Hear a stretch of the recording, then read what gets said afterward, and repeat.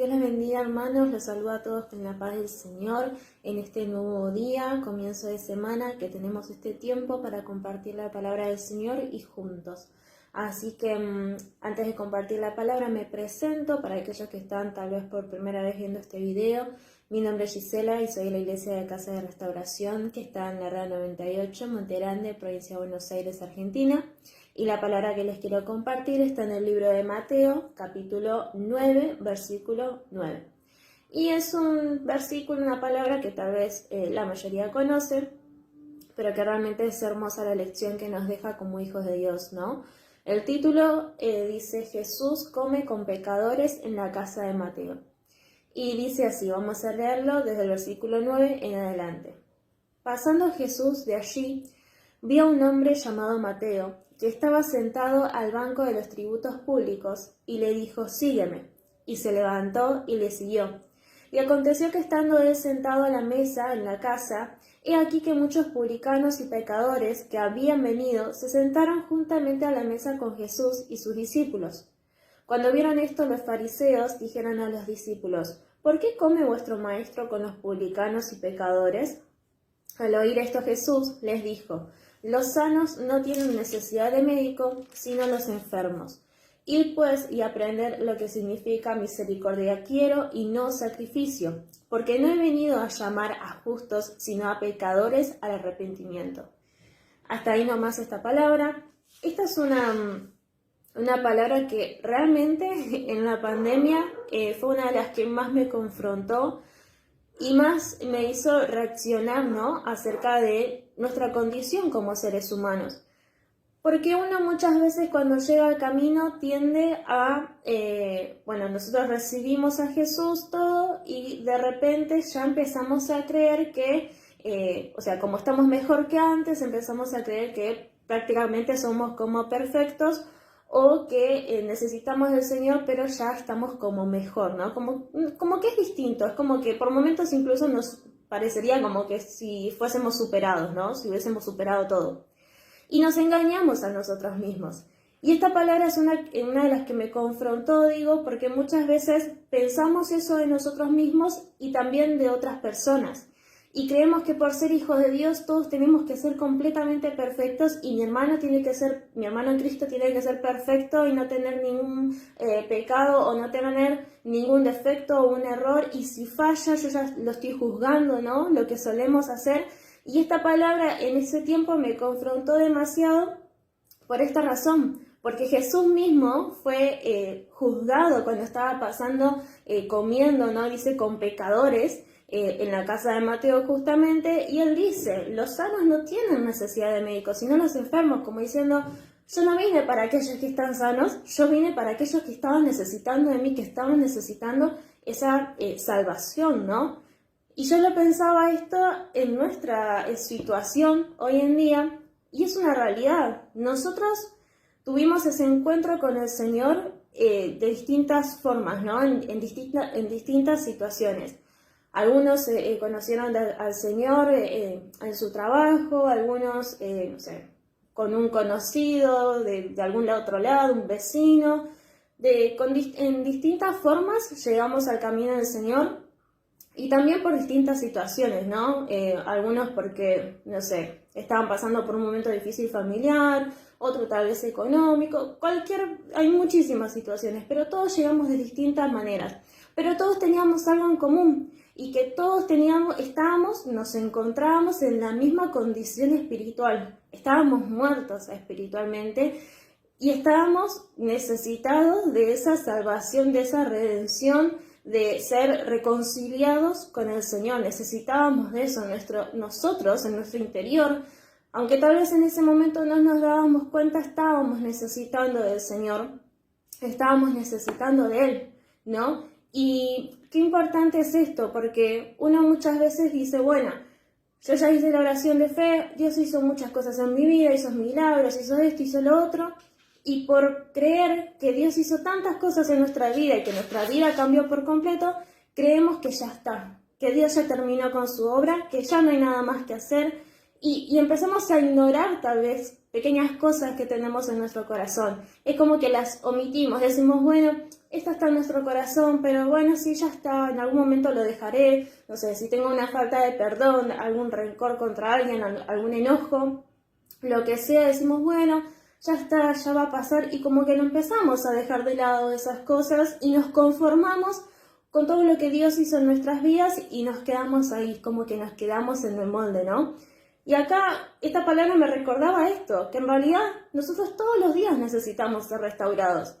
Y es algo que, sinceramente y personalmente, yo era como, bueno, sí, lo tengo en cuenta, sí, Señor, tenemos que ser restaurados todo el tiempo, pero así también el Señor me mostró que había muchas cosas del pasado, por así decirlo, que yo no estaba admitiendo y entregándoselo al Señor. Realmente era como que lo omitía, decía, bueno, buscaba yo la manera de poder llevar esa situación, que tal vez es de hace años.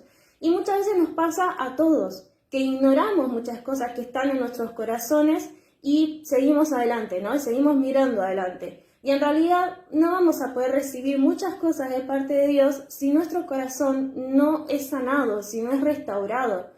Por eso mismo esto es casa de restauración, ¿no? Porque este es el lugar donde a cada uno de nosotros Dios nos puso para restaurarnos, para poder sacar todo lo viejo en nosotros y depositar en nosotros esas cosas nuevas que tiene para nuestras vidas. Y esto no va a ser de un día para el otro y no va a ser cuestión de, bueno, Señor, te entrego esta situación y al otro día ya está, soy una persona nueva. A veces hay cosas que nos cuestan más, que llevan su proceso, su tiempo, pero lo que Dios me enseñaba a través de esta palabra y en este tiempo que estuvo trabajando también en mí, que hay cosas que las vamos a entregar y nos van a costar superarlas. Puede ser cualquier tipo de situación, cada uno de nosotros tenemos distintas cuestiones en nuestro corazón y personales, pero pueden llevar su tiempo, es un proceso. Pero lo importante de todo esto es nunca dejar de orar por esa situación, es no desistir en oración, es no dejar de entregárselo al Señor, es ir todos los días y entregarle al Señor esa situación. Y si veo que todavía esto me cuesta, y si veo que todavía tengo esta situación en mi corazón, si veo que sigo cargando con ese peso, voy otra vez en oración y se lo entrego otra vez al Señor. Y voy todos los días en oración a entregarle esa misma situación al Señor, pero de corazón, hasta que un día eso va a poder salir de nuestro corazón. Porque hay cosas que llevan un proceso, pero lo importante es perseverar en oración y confiar en que Dios realmente nos va a restaurar. Pero bueno, como decía recién, todo tiene su tiempo. Y eso es lo importante, ¿no? Poder entender eso. Esto es lo importante para nosotros. Creo que el primer paso es reconocer realmente cuál es nuestro estado actual. Reconocer que, como decía recién, uno hizo la oración de fe y Dios hizo un montón de cosas en nuestra vida, pero todavía tiene mucho más que hacer. Y reconocer que todavía en nuestro corazón hay un montón de cosas que tenemos que entregarle y que no podemos ignorarlas y decir, no, bueno, las dejo de lado y empiezo a orar porque, bueno, Señor, quiero esta bendición para mi vida, quiero esto, quiero lo otro. Y no podemos demandarle al Señor cuando nosotros no le estamos entregando cosas a Él, ¿no? No puede, como decía recién, no puede depositar cosas nuevas si nuestro corazón está lleno de cosas malas y de cosas que solamente generan un mal en nuestro corazón. Entonces, eso por un lado, y también quería compartirles otra palabra que va de la mano con esto, ¿no? Está en Mateo, capítulo 25, y vamos a leer del versículo 1 hasta el versículo 13. Y el título dice, Jesús narra la parábola de las 10 vírgenes. Y lo voy a leer y dice así. Entonces el reino de los cielos será semejante a 10 vírgenes que tomando sus lámparas salieron a recibir al esposo. 5 de ellas eran prudentes y 5 insensatas. Las insensatas, tomando sus lámparas, no tomaron consigo aceite, mas las prudentes tomaron aceite en sus vasijas, juntamente con sus lámparas. Y tardándose el esposo, cabecearon todas y se durmieron. Y a la medianoche se oyó un clamor, aquí viene el esposo, salid a recibirle. Entonces todas aquellas vírgenes se levantaron y arreglaron sus lámparas. Y las insensatas dijeron a las prudentes: dadnos de vuestro aceite, porque nuestras lámparas se apagan. Mas las prudentes respondieron diciendo: para que no nos falte a nosotras y a vosotras, id más bien a los que venden y comprad para vosotras mismas. Pero mientras ellas iban a comprar, vino el esposo, y las que estaban preparadas entraron con él a las bodas, y se cerró la puerta. Después vinieron también las otras vírgenes diciendo: Señor, Señor, ábrenos. Mas él respondiendo dijo: de cierto os digo que no os conozco. Velad pues, porque no sabéis el día ni la hora en que el Hijo del Hombre ha de venir. Hasta ahí nomás. ¿Y qué es lo que quería compartir con esta palabra? ¿No? Es como un complemento de la primera. Yo en la primera le estaba diciendo, ¿no?, que es necesario que nosotros limpiemos nuestros corazones, que realmente presentemos al Señor todo lo que hay en nuestro corazón y no solamente una parte de eso, porque si no, no podemos recibir las bendiciones que Él tiene para nuestras vidas. Pero no solamente es eso lo importante, sino que yo tengo que estar constantemente preparándome para la venida del Señor. Porque siempre decimos, no, Dios es amor, Dios es misericordioso, pero Dios también es justo y Dios también es santo. Y Él nos pide que en nuestro corazón no haya nada malo y que podamos estar preparados para cuando Él venga. Que podamos estar, uno no dice que seamos perfectos para su venida, porque siempre sabemos que no vamos a llegar a ser perfectos, pero que nos podamos esforzar día tras día a entregar esas cosas que no son de bendición para nosotros. Que dejemos de ignorar todo aquello que nos cuesta, esas debilidades o lo que hay en nuestro corazón, y que realmente podamos ser sinceros delante de Dios y poder decir: bueno, Señor, esto te lo entrego, aunque nos cueste y aunque lleve su tiempo, como decía recién, pero qué importante es preocuparnos por nuestro aceite, ¿no? Y acá hay algo que me llamó mucho la atención. En el versículo 3 dice: las insensatas, tomando sus lámparas, no tomaron consigo aceite, mas las prudentes tomaron aceite en sus vasijas juntamente con sus lámparas. Y esto me llamó la atención, ¿no? Es como las insensatas llevaron lámparas, pero no el aceite. Es como llevaron el recipiente, pero no lo que había dentro. En cambio, las prudentes, tomaron aceite en sus vasijas. No solamente el recipiente, sino el contenido, lo que estaba dentro. ¿Y a qué me refiero con esto?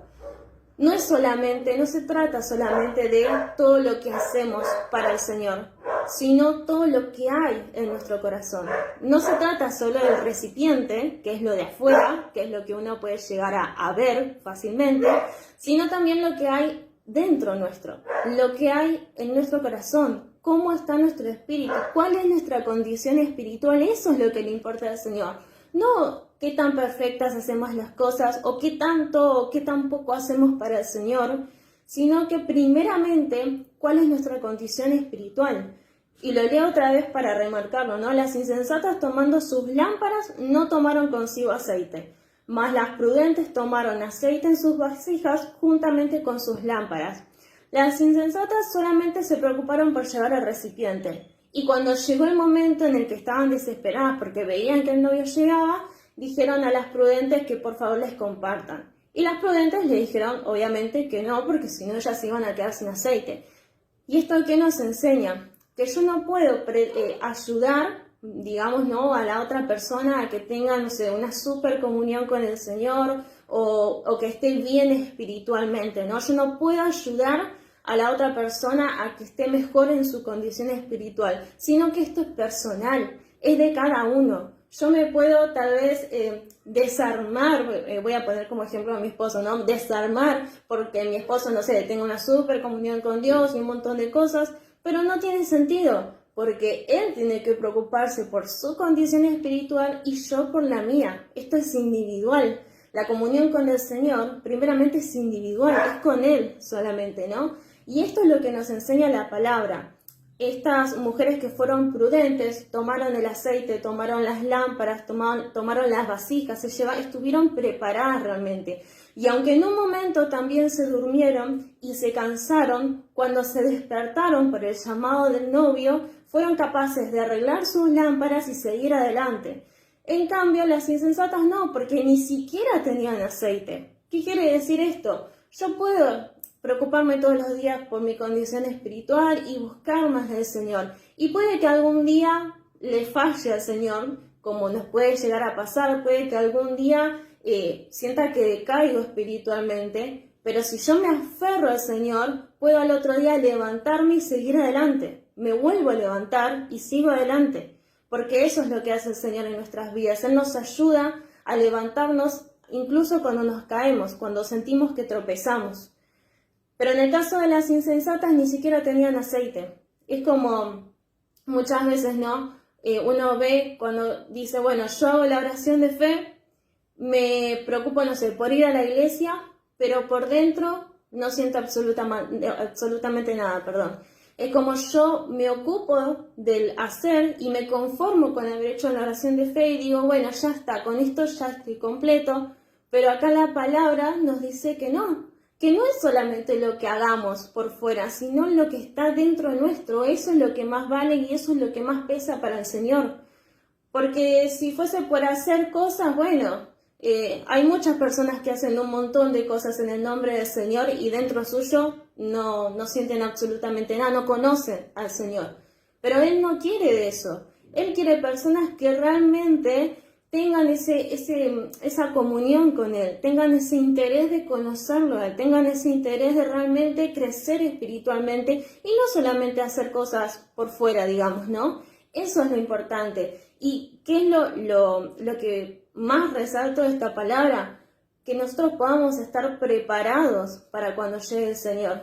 Que no nos agarre el Señor distraídos o mirando para cualquier lado o cualquier otra cosa, ¿no? Persiguiendo tal vez metas terrenales, pero afanándonos, ¿no? No solo persiguiendo, sino afanándonos por esas cosas y perdiendo de vista nuestra vida espiritual. El Señor quiere que realmente podamos ponerlo en primer lugar, que realmente preparemos nuestro corazón, limpiemos nuestro corazón, para que cuando Él venga nosotros podamos decir contentos, bueno Señor, yo hice todo lo que me mandaste, me esforcé por dejar todo en tus manos, ya está, ya me puedo ir en paz con vos. Y no hay mayor satisfacción que esa. Porque sabemos que todo lo que tenemos en la tierra es terrenal. Es como lo dice así la palabra, ¿no? Es terrenal, es pasajero, es temporal, dura un cierto tiempo, tiene un límite y nada más. Pero la vida con el Señor, eso es lo que perdura para siempre. Lo que Él, las bendiciones que Él trae en nuestras vidas, la paz, el gozo, eso es lo que perdura más allá de cualquier circunstancia. Yo puedo querer cambiar al Señor, digamos, o cambiar ese tiempo con el Señor por un momento de, no sé, de distracción o de cualquier otra cosa que no tiene nada que ver con el Señor, ¿no? Y si yo hago eso constantemente, me pierdo de ese tiempo con el Señor y termino alimentando más mi carne, por así decirlo, ¿no?, que alimentando mi espíritu. Y lo más importante de todo, siempre, es el espíritu. Eso es lo importante. Entonces, esto es lo que quería compartirles a través de estas dos palabras, ¿no? Que el Señor quiere que realmente podamos poner nuestro corazón en sus manos y confiar en Él. Y como decía en un principio de la palabra, primero reconocer que somos personas que necesitamos del Señor constantemente. Así tengamos 10, 20, 30, 40, un año de cristianos, siempre necesitamos al Señor, siempre necesitamos que Él sane y restaure cosas nuevas, pero Él sabe qué es lo que hay que sanar, sabe qué es lo que hay que restaurar, pero espera primeramente que nosotros seamos capaces de reconocer eso que estamos necesitando. Porque Él, si quisiese sanar, dice, bueno, a fulanito tiene tal dolor de la infancia, entonces bueno, voy a sanar esto. Él podría hacerlo si quiere, pero el hecho de ir nosotros delante de su presencia y reconocer qué es lo que nos falta, qué es lo que hay en nuestros corazones, es un acto de humildad. Y eso es lo que a Dios le interesa, que nosotros podamos ser humildes a tal punto de reconocer nuestras debilidades y pedirle al Señor que sea fuerte en ellas. Entonces ahí es cuando se glorifica al Señor y ahí es cuando dice, bueno, ahora sí voy a restaurar eso que hay que restaurar, porque vos me diste el permiso. Eso es lo importante. Primeramente que podamos ser sinceros con nosotros mismos, porque muchas veces nos engañamos, como decía recién, y después ser sinceros con el Señor, entregar todo en sus manos y no solamente hacerlo de vez en cuando, sino todos los días procurar crecer espiritualmente, procurar cuidarnos espiritualmente, cuidar nuestro corazón, porque algún día va a llegar el Señor y puede ser muy pronto o tal vez no, pero en cualquier momento va a llegar. Y todos pensamos siempre, bueno, la venida del Señor y decimos el fin del mundo, pero no. Hay personas que fallecen de distintas maneras, no solamente con la venida del Señor. Entonces, ¿qué es lo importante? Que podamos estar todos los días procurando cuidarnos nosotros mismos espiritualmente. Y también tener en cuenta esto, que yo no puedo desarmarme por querer cuidar la condición espiritual de fulanito, de menganito. No voy a poder hacerlo y solamente voy a generar un cansancio y una carga en mi persona que no tiene que estar ahí, un peso que no me corresponde. No me corresponde a mí cuidar espiritualmente a la persona que tengo al lado, sino solamente orar por ella. Puedo orar, puedo interceder por esa persona y la oración, créanme que es más que eficaz para eso. Pero cuando nosotros queremos hacer el trabajo de Dios, cuando nosotros queremos meternos y decirle a la persona, no, tenés que orar, tenés que hacer esto, tenés que hacer lo otro, ahí es cuando fallamos totalmente, ahí es cuando no dejamos ni siquiera que Dios intervenga y encima nos cargamos un peso sobre nuestra espalda que no corresponde que llevemos nosotros. Entonces lo mejor que podemos hacer en esos casos es orar por la persona, es interceder. Eso nos mandó a hacer el Señor y la oración es eficaz para cuando queremos interceder por nuestra familia o por algún ser querido. Eso es lo importante. Entonces, esta palabra a mí personalmente me habló de un montón de cosas. Y sé que a cada uno de los que están escuchando les habrá hablado en alguna situación y específica, porque el Señor cuando nos habla siempre es muy específico y eso es lo hermoso. Yo siempre digo que cuando Dios se quiere hacer escuchar en nuestras vidas, Él sabe cómo hacerlo. Y eso es genial de parte de Dios. Así que les dejo esta palabra hermosa y para aquellos que están por primera vez, que nunca hicieron la oración de fe, que nunca recibieron a Jesús en su corazón, quiero invitarlos, si quieren, a repetir esta oración, a que podamos orar en esta oración. Lo que hacemos es, recibir a Jesús en el corazón para poder pasar a ser hijos de Dios y para poder tener la salvación, la vida eterna en Cristo. Así que, para aquellos que quieran repetir esta oración, vamos a orar. Señor Jesús, te recibo en mi corazón como mi único y suficiente Salvador. Te pido perdón por todos mis pecados. Te pido que anotes mi nombre en el libro de la vida y que cortes con toda maldición generacional. En el nombre de Jesús. Amén. Así que les dejo esta hermosa palabra y que tengan una muy, muy bendecida semana.